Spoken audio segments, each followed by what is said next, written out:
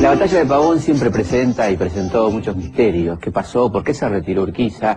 Vamos a escuchar la versión de los masones sobre este retiro tan particular y esta victoria de Mitre, aparentemente acordada, según nos van a contar, en esta batalla que decidió el futuro argentino y que dio paso a la organización nacional a partir de la presidencia de Mitre luego de un año de la batalla de Pavón en 1862.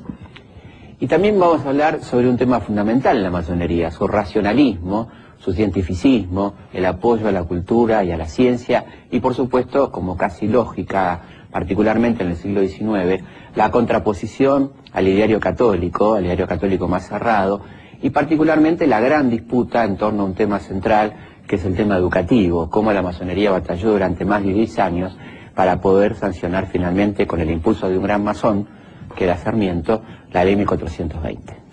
Hay algunos que simplifican la cosa y dicen los unitarios eran masones, los federales eran católicos, y no es así.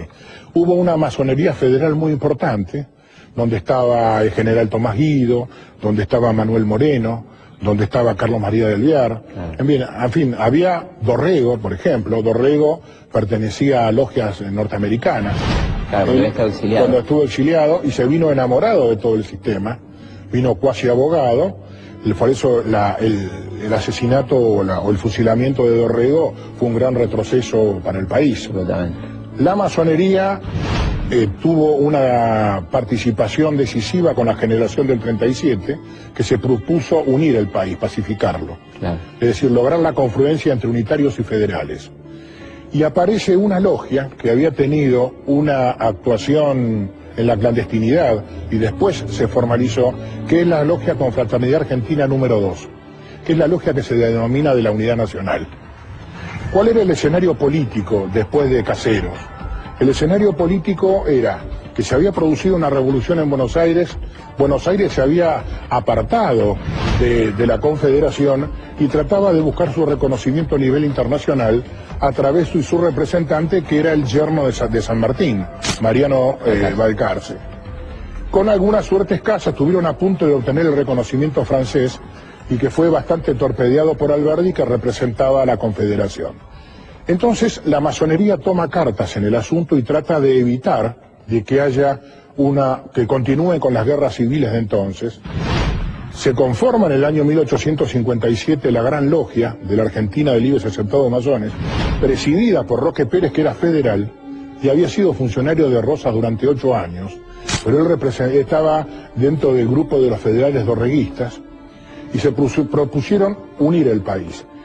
Y no tuvieron mejor idea que como para cuando fueron a celebrar las fiestas mayas del año 1860, hicieron una amplia convocatoria, invitaron al presidente de la Confederación con sede en Paraná, Derqui, lo invitaron al gobernador Urquiza y se celebró, hubo una gran fiesta. Sarmiento los invitó a la escuela modelo, ahí hubo una gran recepción y se los invitó a una tenida de lo que se denominó de la Unión Nacional. Con anterioridad a esa tenida, el 18 de julio del año 1860, es iniciado a la vista Bartolomé Mitre. ¿Qué significa iniciado a la vista? Cuando hay una personalidad que reúne todos los valores masónicos, de eticidad, de libertad, de respeto a la otra persona, que trata de convivir con el que piensa diferente, lo ve como un adversario circunstancial y no como un enemigo. Si tiene todos esos valores, se lo inicia a la vista y se le otorgan los 3 grados. Hay un hecho curioso. Mitre, el 18 de julio de 1860, lo inician masón. Le dan por comunicación los 3 grados y el 21 de julio del año 1860, las logias Unión del Plata y Confraternidad Argentina celebran lo que se denominó la tenida de la Unidad Nacional, donde se le otorga el grado 33 a Derqui, a Sarmiento, Urquiza, Gelioves, Mitre, y no sé si me queda pendiente alguno. Esa reunión se celebra en la antigua sede de la Gran Logia, que es donde ahora funciona el Banco de la Nación Argentina, y hay una recepción extraordinaria, todo el mundo vestido de gala, lo recibe el gran maestre, el soberano gran comendador y gran maestre, que en ese momento estaban juntos los dos cuerpos, y estaba presidido por Roque Pérez.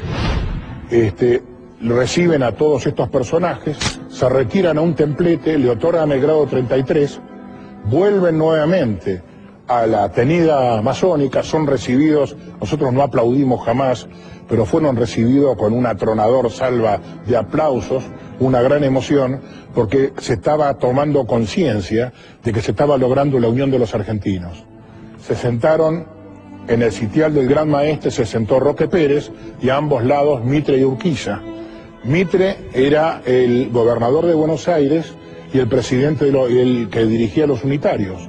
Urquiza, gobernador de Entre Ríos y presidente de los federales.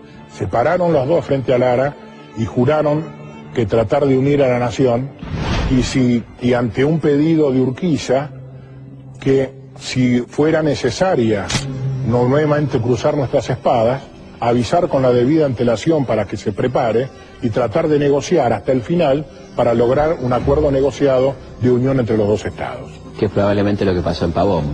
Y hay un tema que los historiadores no tienen en cuenta. Cuando termina esa tenida, Urquiza y Mitre se afilian juntos a Confraternidad Argentina.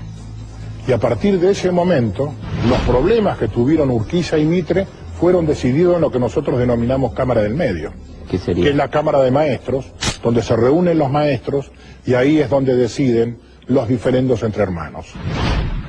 Entonces, hay un tema que no ha sido tratado, por eso se habla del misterio de Pavón. Claro. ¿Qué ocurrió en Pavón? Bueno. ¿Por qué se retiró Urquiza, digo? Claro, ese es un tema que nosotros dejamos librado a la conciencia de cada uno. Pero la realidad era que ambos... Lo dejamos librado, pero no tan librado. No tan librado. Pertenecían a las logias masónicas. Yo he buscado las actas porque estoy convencido que hubo un acuerdo. Claro. No fue la única batalla donde se decidió en logias masónicas. En Estados Unidos, en las logias de la independencia, en las batallas de la independencia, también se decidieron. Y acá se decide la incorporación definitiva del Estado de Buenos Aires, la aceptación, porque ¿qué había ocurrido con anterioridad? Se había firmado el Pacto de San José de Flores. Después de Cepeda. Claro, después de Cepeda, donde se había convenido la incorporación de Buenos Aires. No sé, triunfan en Cepeda las tropas de la Confederación, pero no se animan a entrar. Triunfan, pero no triunfan. No triunfan. Claro. Entonces, triunfan militarmente, pero no políticamente. La legislatura de Buenos Aires se negaba a aceptar la Constitución. Después de la tenida de la Unidad Nacional, en septiembre se juntaron, se reunieron, la aceptaron y nombraron diputados. Después vino el problema por los diputados en Pavón. Sí. Nosotros entendemos, hay familiares de Urquiza que pertenecen a la logia, a la masonería, y ellos me han comentado que por tradición familiar saben que un hermano de Confraternidad Argentina es el que se entrevista en el campo de batalla con Urquiza, le dice que tenía que retirarse para lograr la Unión Nacional. Porque ¿qué ocurría? Las fuerzas, las tropas, las fuerzas militares de la Confederación se iban a imponer sobre Buenos Aires. Claro. Pero la Confederación no podía vivir sin Buenos Aires. No podía vivir con un Estado que esté en contra de la Confederación, porque era la gran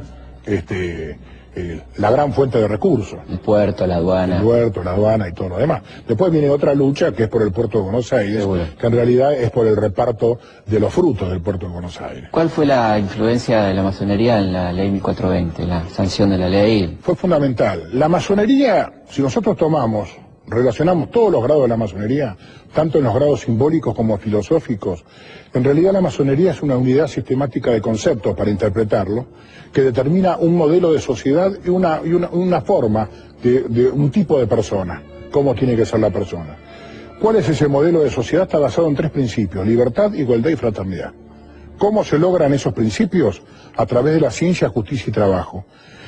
En el juego armónico de los primeros principios es que a nosotros nos va a dar el abanico de quiénes son los que están integrados dentro de la masonería.